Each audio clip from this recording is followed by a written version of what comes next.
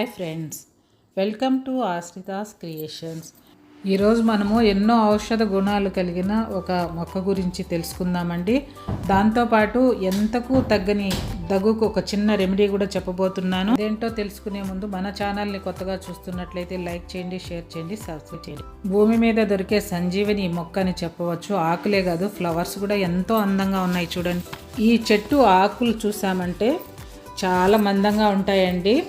అలాగే flavour, beautiful flavour ఉంటుంది. మనలో చాలామందికి ఈ ఆకులు తెలుసు, చూస్తూనే తెంచుకొని ఒక ఆకు నోట్లో పెట్టేసుకుంటాము. అంత టేస్ట్ కూడా ఉంటుంది, చాలా మంచిదండి. ఇప్పుడు ఈ ఆకుల్లో ఉండే బెనిఫిట్స్ చూద్దామండి. ఇవి తీసుకోవడం వల్ల మనకు ఆకలి పెరుగుతుంది, అలాగే అరుగుదల కూడా బాగుంటుందండి. డైజెషన్ చాలా బాగుంటుంది. ఈ ఆకుల్లో ఉండే యాంటీ ఆక్సిడెంట్స్ వల్ల చెడు బ్యాక్టీరియాని చంపుతుంది, అలాగే ఫంగస్ని కూడా. మన బాడీలో ఉండే ఎల్డిఎల్ కొలెస్ట్రాల్ను అలాగే ట్రైగ్లిజరైడ్స్ని తగ్గిస్తుందండి. బీపీని కూడా కంట్రోల్ చేస్తుంది. మనకు జలుబు చేసినప్పుడు అట్లా కఫం, శ్లేష్మము ఉంటుంది కదా, దాన్ని కూడా బాగా తగ్గించేస్తుంది. దానివల్ల నిమోనియా రాకుండా కూడా చేస్తుంది. కిడ్నీలో స్టోన్స్ కూడా ఫామ్ కాకుండా చేసే అద్భుతమైన ఔషధ గుణాలున్న మొక్క. శరీరానికి చాలా చాలా మంచిది. దీన్ని పచ్చళ్ళల్లో, కూరల్లో, కషాయాల్లో కూడా వాడుకోవచ్చు. మనకు ఎంతకు తగ్గని జలుబుని ఈ ఆకులతో ఒక చిన్న చిట్కా ఉపయోగించి ఒక జ్యూస్ తీసుకుందాము. అది తీసుకోవడం వల్ల ఎన్ని రకాలుగా మనము టానిక్స్ వాడి, మెడిసిన్స్ వాడినా తగ్గని జలుబు, దగ్గు అనేది ఒకసారి తీసుకున్నామంటే ఇంకా మళ్ళా ఎలాంటి జలుబు అయినా సరే, దగ్గు అయినా సరే తగ్గిపోవాల్సిందే అండి. ఎంతో ఈజీ. అదేంటో చూద్దాం ఇప్పుడు. ఈ చెట్టునే మేము కప్పరిల్లాకు చెట్టు అని కూడా అంటామండి, అలాగే కర్పూరవల్లి అని కూడా అంటారు కొన్ని ప్లేసుల్లో. ఈ వామాకులను రెండింటిని తీసుకొని చక్కగా శుభ్రంగా కడుక్కోవాలండి. ఆ తర్వాత స్టవ్ పైన ఇలా మనము చపాతీ చేస్తాం కదా, అలాంటి ప్యాన్ పెట్టుకోవాలి. అంటే దోశ పెనంకైతే ఆయిల్ ఉంటుంది కదా, ఆయిల్ లేకుండా ఉండే పెనం అయితే సరిపోతుంది. అలా పెనం పెట్టి కొద్దిగా వేడైన తర్వాత ఈ ఆకుల్ని ఇలా పెట్టేసేయాలి. లో ఫ్లేమ్లోనే మంట ఉండాలండి. కొద్దిసేపటి తర్వాత చూస్తే ఆకులు మనకు కలర్ చేంజ్ అవుతాయి. ముందు గ్రీన్గా ఉన్నాయి కదా, ఇక్కడ గమనిస్తున్నారు కదా, సైడ్ కొద్దిగా వేరే కలర్లోకి టర్న్ అవుతుంది. ఇప్పుడు రెండో వైపు కూడా ఆకు తిప్పుకొని కొద్దిసేపు ఉంచి కలర్ పూర్తిగా చేంజ్ అయిన తర్వాత, అంటే ఆకు మెత్తబడుతుందండి, అంతే. గ్రీన్గానే ఉంటుంది, వేరే కలర్లోకైతే ఏమీ రాదు. ఆ తర్వాత మనము స్టవ్ ఆఫ్ చేసుకొని ఈ ఆకులు తీసి ప్లేట్లో పెట్టి చల్లారనివ్వాలి. ఎంతో ఈజీ అండి ఈ రెమెడీ పాటించడము.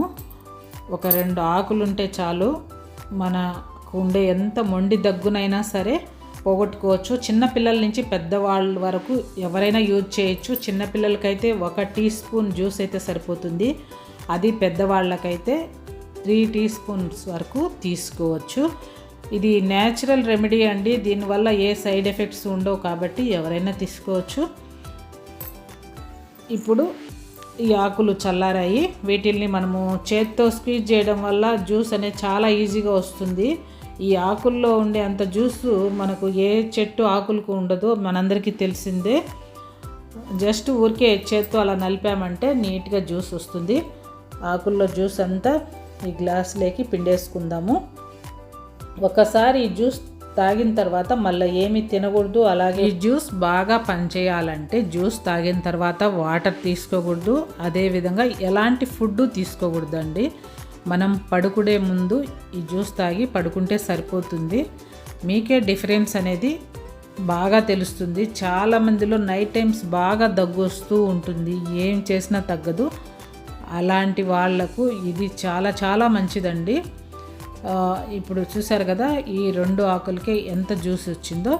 ఇప్పుడు దీంట్లో చిటికెడు సాల్ట్ వేసి చక్కగా 2 కలిసేటట్టు కలుపుకోవాలి.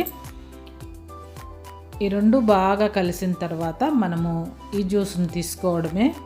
పిల్లలకైతే 1 టీ స్పూన్ ఇస్తే సరిపోతుందండి. పెద్దవాళ్ళమైతే 2 నుంచి 3 టీ స్పూన్ల వరకు ఈ జ్యూస్ తీసుకోవచ్చు. ఏమీ ఇబ్బంది ఉండదు. మనకు టైం లేనప్పుడు ఇంకొక చిన్న రెమెడీ చెప్తాను, అదైనా సరే పాటించండి. అది పగులైనా ఎప్పుడైనా చేయొచ్చు. ఇదైతే నైట్ టైమ్స్ తీసుకుంటే చాలా చాలా మంచిదండి. ఇది నేను నా ఓన్గా చెప్పే న్యాచురల్ రెమెడీ. మా ఇంట్లో మా అమ్మ వాళ్ళు చెప్పింది మేము చేసేది. ఇంకొక విధానంలో ఇలా ఆకు శుభ్రంగా కడుక్కొని దాంట్లో ఒక చిన్న ఉప్పు రాయి పెట్టేసి చక్కగా ఫోల్డ్ చేసుకొని నవలడమే అండి. దానివల్ల కూడా చాలా బాగా దగ్గు అనేది తగ్గిపోతుందండి. అదేవిధంగా గొంతు నొప్పి అవి వచ్చేటప్పుడు, అంటే ముఖ్యంగా జలుబు చేసే ముందు గొంతు నొప్పి వస్తుంది కదా, అలాంటప్పుడు ఈ ఆకులతో పచ్చడి చేసుకొని తినచ్చు. అలాగే పప్పులో వేసుకోవచ్చు, లేదా రసం చేసుకోవచ్చు, పెరుగు చట్నీలో కూడా వేసుకోవచ్చండి. అలా చేసుకొని తిన్నా కూడా మనకు జలుబు రాకుండా నివారించుకోవచ్చండి. ఇలా చేసినా కూడా చాలా ఎఫెక్టివ్గా పనిచేస్తుంది, చాలా బాగా తగ్గిపోతుందండి. ఒకసారి ట్రై చేయండి. ప్రతి ఇంట్లోనూ ఉండాల్సిన ఇంత గొప్ప మొక్క ఖచ్చితంగా మనము పెంచుకుందాం. ఈ వీడియో మీకు నచ్చినట్లయితే లైక్ చేయండి, షేర్ చేయండి, సబ్స్క్రైబ్ చేయండి. అలాగే మీరు ఒక లైక్ చేయడం వల్ల ఈ వీడియో 10 మందికి చేరుతుందండి. Thank you for watching.